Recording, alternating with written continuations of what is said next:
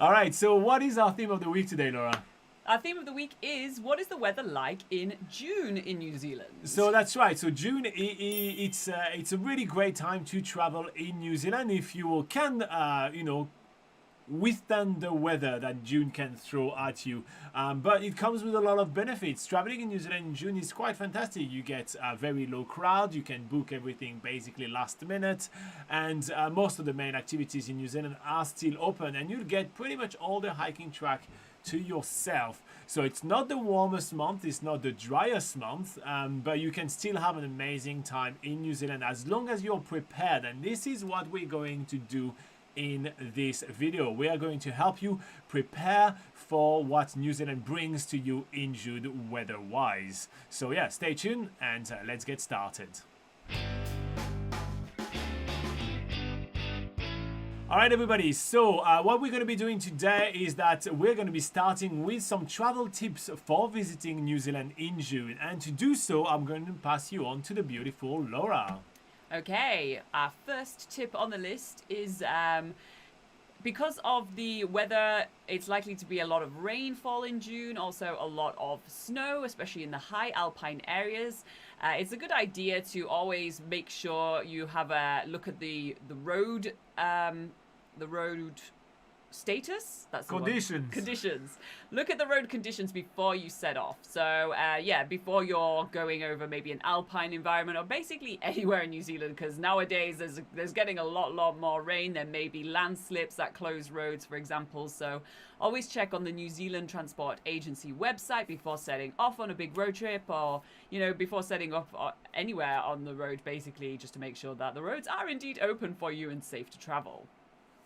Next up, we have, if you're coming to New Zealand in June in the hopes of doing skiing or snowboarding, then just know that June really is the time when ski fields are usually just starting to open. So there'll be clusters open, but they'll usually only be a small section of the ski field that is actually open. There'll be like one or two trails, maybe the beginners areas open.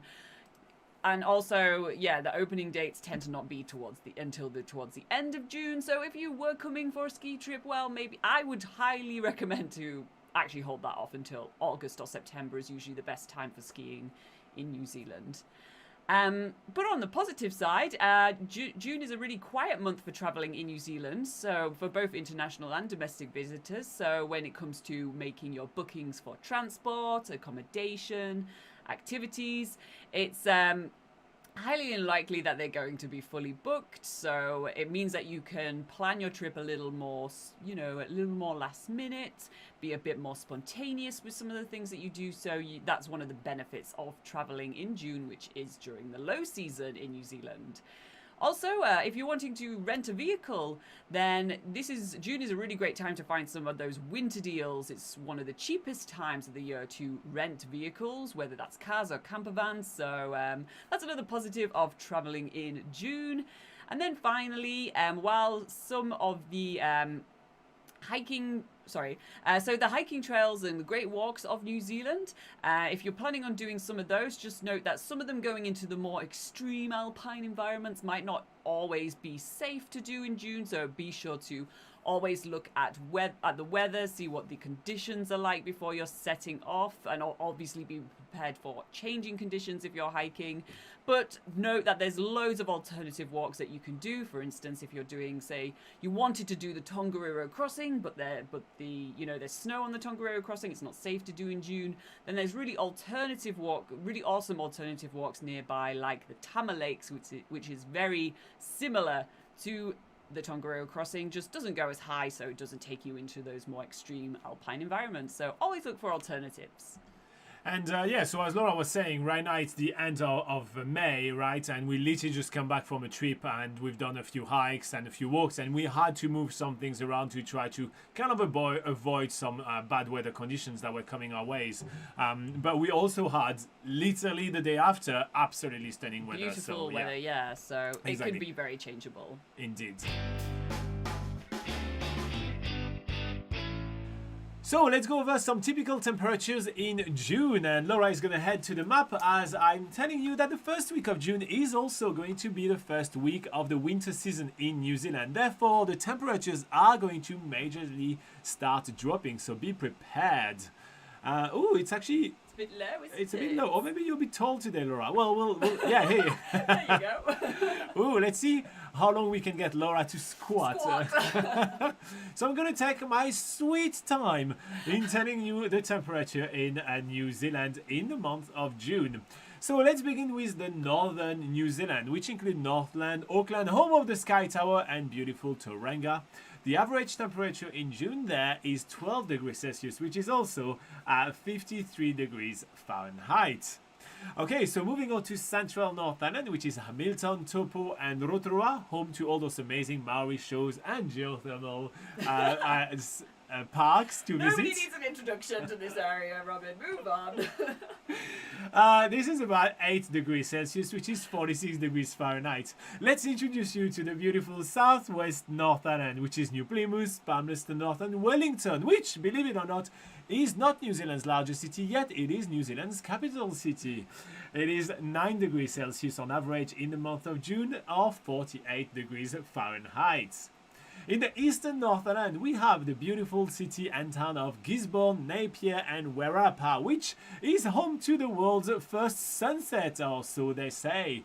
It is 10 degrees Celsius on average in the month of June, or 50 degrees Fahrenheit. Ooh, I'm gonna dearly pay for that, people. I'm gonna then dearly he breaks pay. into a story of, I remember my first sunset. Anyway. Speaking of my first sunset, one of the favorite sunsets I've ever witnessed was during my hike on the Abel Tasman National Park, which is nearby Nelson and Blenheim in the northern South Island. So in the northern South Island, the average temperature in the month of June is 8 degrees Celsius, also known as 46 degrees Fahrenheit if you're using that archaic temperature system. Okay, moving on to the western South Island, we have Westport, Hokitika, Milford Sound, home of some of the most epic sceneries of the country, and also the Franz Josef Glacier that we were talking about earlier during the video. The average temperature there in June is 6 to 7 degrees Celsius, which is 43 to 45 degrees Fahrenheit. In the eastern South Island, we have Kaikoura, home of those beautiful waves, Christchurch, home of that church that is still not rebuilt, and Timaru, home of those amazing little blue penguins. The average temperature there is 7 degrees Celsius, also 45 degrees Fahrenheit.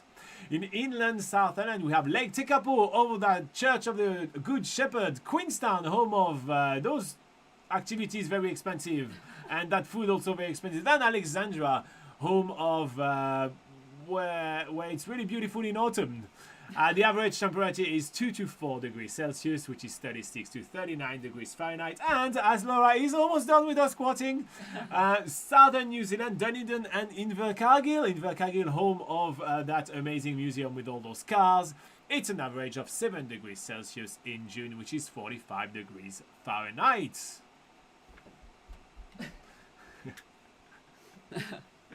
How those legs feeling, Laura? Oh, great. Nothing like a good morning workout.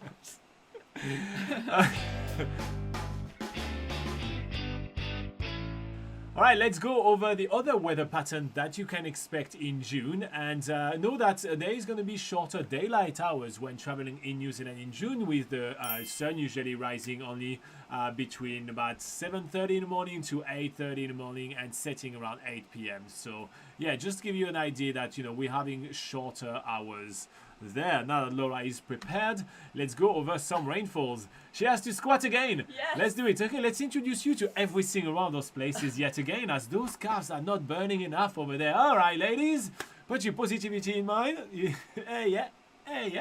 Okay, that's from a weird exercising video that we actually watched during COVID. That I forced Robin to do one time, and it was hilarious. We were having fun. That was a great lady exercising in front of my TV. That was fun. The negativity away. That's what it was. Push negativity away. I like it. I like that. Alright, lady, push the negativity away as I'm talking about northern New Zealand. Alright, northern New Zealand, Northland, Auckland, and Tauranga. The average rainfall that you can experience, that you will experience in June, will be about 150 millimeters, which is 6 inches. In central Northern, which is Hamilton, Taupo, and Rotorua, we have 80 millimeters, which is an average of 3 inches. In the southwest Northern, which is New Plymouth, Palmerston North, and Wellington, the average rainfall in the month of June in New Zealand is 140 millimeters, which is 5.5 inches. And in eastern North Island, to wrap up the North Island, we have Gisborne, Napier, and Wawarapa, and the average rainfall in June is 100 millimeters, which is about 4 inches. All right, let's move on to the South Island. So in the northern South Island, we have Blenheim and Nelson, and the average rainfall there is about 60 millimeters in June, which is an average of 2 inches. This will be the lowest rainfall in the month of June. In the western South Island, we have Westport, Hokitika, and Milford Sound, and you know the west coast of the South Island of New Zealand, it's always a lot of rain. So we're having between 240 to 450 millimeters of rain, which is between 9 and 18 inches of rain in the month of June. Eastern South Island, we have in Kaikoura, Christchurch, and Timaru, we have an average of 70 millimeters of rain, which is 2.7 inches. Inland South Island, we have in Lake Tekapo, Queenstown, and Alexandra, we have an average of 30 to 60 millimeters of rain, which is between 1 and 2.4 inches. And finally, in southern New Zealand, we have Dunedin and Invercargill, and the average rainfall in the month of June is 80 millimeters, which is 3 inches. Okay, so now we're going to be talking about the absolute best places to visit in New Zealand in June, starting with Laura telling us about her favorite one. Yeah. So the west coast of the South Island would be a great place to travel during June. Interestingly enough, the rainfall isn't as heavy as other times of the year during the on the west coast during June. So it's actually a good time to visit for seeing attractions like the Punakaiki Pancake Rocks, for seeing the beautiful blue waters of Hokitika Gorge and the Franz Josef Glacier, maybe getting some less wet weather days compared to other times of the year, because the West Coast has a slightly different climate compared to the rest of New Zealand.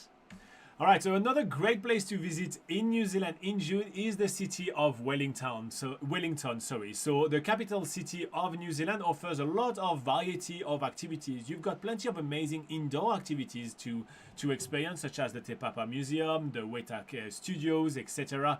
And all of those are going to be amazing options for you to explore if the weather is not playing ball during your stay in Wellington. On top of that, you'll be able to warm up with some of the best coffee shops of the whole country. But if the weather is playing ball, the area of Wellington has some amazing outdoor activities such as Zealandia, such as Cape Palliser, which admittedly is a little bit further away from Wellington, but it is a great base to stay in Wellington and do that. So if the weather is playing ball for you, you'll be able to experience some of the best outdoor activities that New Zealand has to offer as well. So basing yourself in Wellington in June is a smart choice.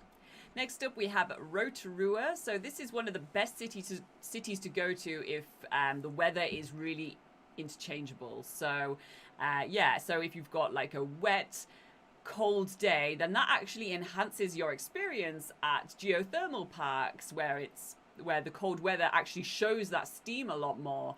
Same goes for enjoying the hot pools. I mean, you can enjoy hot pools in any weather and it doesn't really matter. It's especially more relaxing and soothing once the temperatures are going down. So it's great to do it in winter, and that's the month of June falls into winter.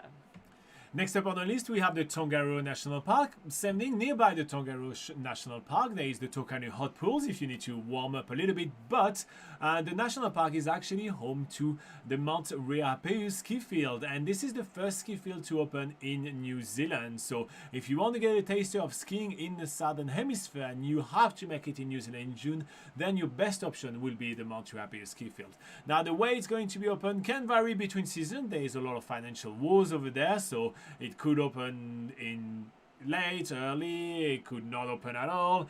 But also the weather is playing ball with it. So sometimes the only thing open in June will be like some smaller areas, like Laura was mentioning earlier in this video, which are going to be, mostly like the kid areas. But if you really want to get your ski field fix when traveling in New Zealand in June, then the Tongariro National Park is your best option. Plus plenty of great hike if the weather is great.